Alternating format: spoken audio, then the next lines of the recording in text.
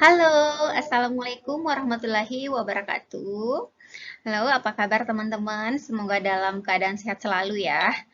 Oke, hari ini kita akan membahas tentang metabolisme vitamin C ya.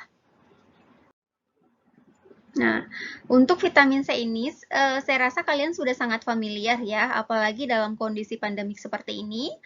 Mungkin udah ada nyetok di rumahnya vitamin C ya, karena memang salah satu fungsi utama dari vitamin C adalah sebagai meningkatkan sistem imun kita ya. Dan tentunya nanti akan bisa melawan virus nih yang bisa menyerang tubuh kita. Oke, vitamin C ini biasa juga disebut dengan asam askorbat ya. Merupakan vitamin yang larut dalam air.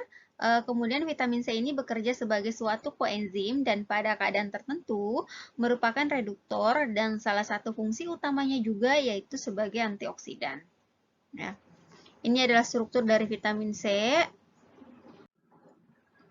Yang adalah sumber-sumber vitamin C. Kalau untuk sumbernya, kalian pasti sudah sangat hafal ya. Kalau yang biasanya yang ada jeruk, jambu, kemudian tomat, ya, kemudian ada hampir semua jenis buah-buahan, ya, kemudian ada stroberi, nanas, ya, anggur, kemudian ada mangga dan lain-lain, ya. Nah, kita masuk ke proses penyerapan dan transport vitamin C. Nah, karena vitamin C ini merupakan vitamin larut air, maka vitamin C ini mudah diabsorpsi secara aktif dan bisa juga secara pas difusi pada bagian atas usus halus. Nah, proses penyerapan vitamin C ini di dalam usus halus akan dibantu oleh natrium vitamin C transporter. Jadi yang apa ya, vitamin C secara aktif dia akan dibantu oleh natrium vitamin C transporter. Nah, vitamin yang diserap kemudian akan secara langsung masuk ke peredaran darah melalui vena porta. Jadi berbeda ya dengan penyerapan lemak. Kalau penyerapan lemak itu dia akan membentuk misel dulu terlebih dahulu.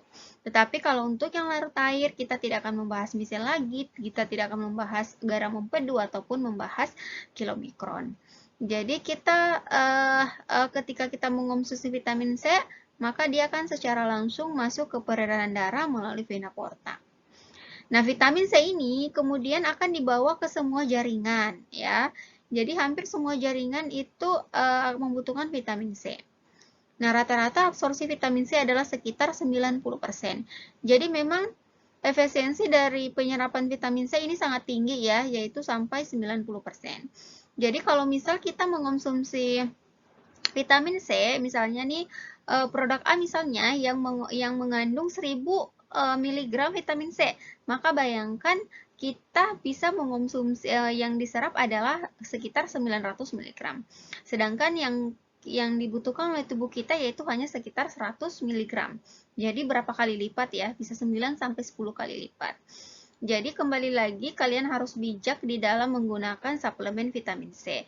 Jangan sampai justru karena kita terlalu semangat atau terlalu parno ya dengan keadaan sekarang, kita mengonsumsi vitamin C yang berlebihan, sehingga nanti juga akan menyebabkan masalah terhadap ginjal kita ya.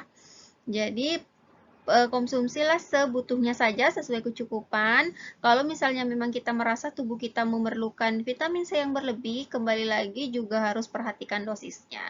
Jangan sampai melebihi di atas dari kecukupan harian kita ya. Nah, untuk transport, vitamin C ini ditransfer oleh darah ke jaringan dengan askorbat transporter dan disimpan pada jaringan non-lemak. Misalnya, dia akan disimpan di kelenjar adrenal, kelenjar pituitari, akan disimpan di lensa mata, hati, ginjal, dan lain-lain. Ya, jadi memang penyimpanan dari vitamin C ini juga yaitu di jaringan non-lemak ya. Kemudian proses ekskresi ya. Konsumsi berlebihan akan dikeluarkan melalui urin dalam bentuk asam oksalat. Konsumsi melebihi ya 100 mg per hari, kelebihan akan dikeluarkan sebagai asam askorbat atau sebagai karbon dioksida melalui pernafasan ya. Jadi sebenarnya berapapun yang kita konsumsi itu akan dikeluarkan ya, akan dikeluarkan karena memang prinsip dari vitamin larut air adalah kita mengonsumsinya setiap hari karena dia akan dikeluarkan lagi oleh dari tubuh kita ya. Tetapi ketika kita mengonsumsi berlebihan itu juga harus diperhatikan ya karena tentunya kerja tubuh kita beda nih ketika kita mengonsumsi sesuai kecukupan dengan ketika kita mengonsumsi di atas dosis ya. Tidak sesuai dosis ya atau dosis yang tinggi. Kemudian ada fungsi utama vitamin C yaitu sintesis kolagen ya. Nah, fungsi vitamin C yang paling penting ya yang sudah diketahui yaitu dalam sintesis kolagen yang merupakan kolagen ini bahan utama untuk semua jaringan konektif termasuk tulang ya. Jadi kolagen merupakan komponen jaringan ikat yang utama dan dapat ditemukan pada berbagai jenis jaringan serta bagian tubuh yang harus diikat menjadi satu ya. Kemudian juga berfungsi di dalam sintesis tirosin dan katabolisme epinefrin ya. Norepinefrin, serotonin dan dopamin ya. Jadi makanya ketika penting juga kita mengonsumsi vitamin C untuk mengefektifkan atau mengoptimalisasi kerja dari berbagai hormon ya. Kemudian juga fungsinya adalah pematangan sel glial dalam pertumbuhan dan perkembangan sistem saraf. Kemudian berpengaruh terhadap proses penyerapan dan penyimpanan zat besi ya, karena nanti kita akan bahas di interaksinya antara vitamin C dan zat besi. Nah, kemudian akan berfungsi di dalam pembentukan asam empedu dan pemecahan kolesterol, juga akan berperan di dalam vasodilatasi dan anti-clotting, kemudian membantu mencegah kanker rongga mulut dan pankreas. Dan tentunya yang paling penting adalah sebagai antioksidan ya, karena vitamin C ini merupakan antioksidan yang bekerja dalam cairan ekstraseluler karena mempunyai sifat kelarutan yang tinggi dalam air ya. Oleh sebab itu, vitamin C dapat mereduksi superoksida hidrogen peroksid yang merupakan radikal bebas, yang merupakan radikal ya, artinya dia radikal artinya yang bisa mengakibatkan efek negatif terhadap tubuh. Dan dia bisa diubah menjadi oksigen reaktif lain, yang notabene-nya dia akan memberi efek positif dalam tubuh ya. Jadi vitamin C ini dan vitamin E yang nantinya akan bekerja sama juga dengan vitamin E sebagai antioksidan ya.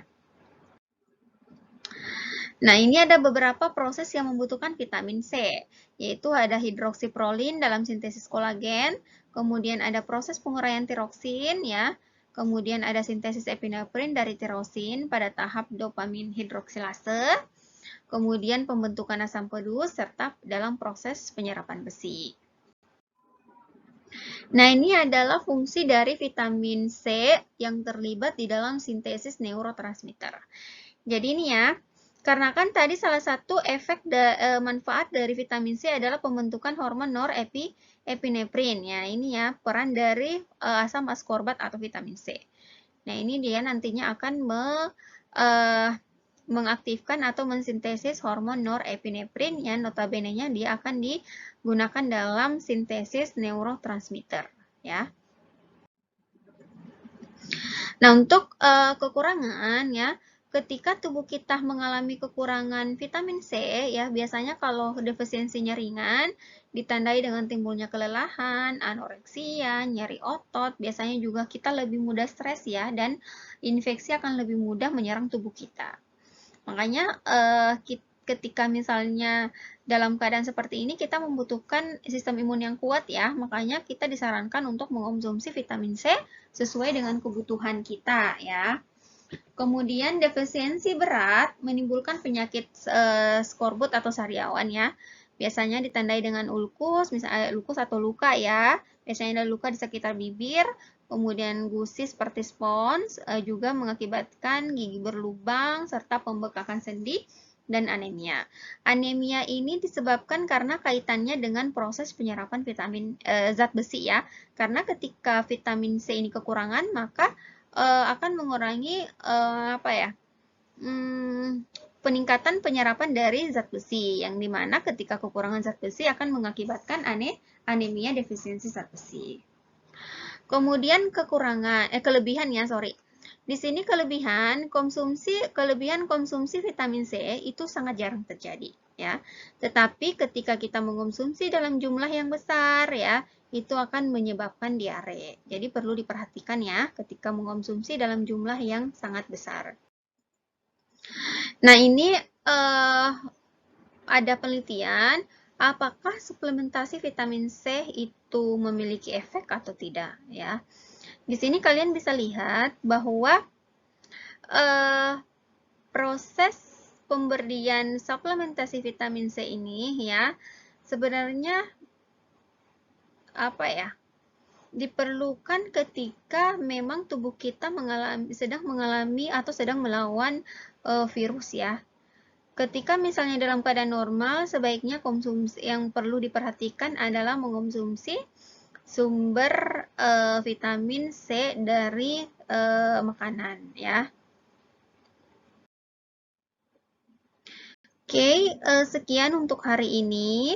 Untuk lebih jelasnya silahkan kalian pelajari modul. Mudah-mudahan bermanfaat apa yang saya sampaikan. Dan semoga sehat selalu. Sekian dan terima kasih. Wassalamualaikum warahmatullahi wabarakatuh.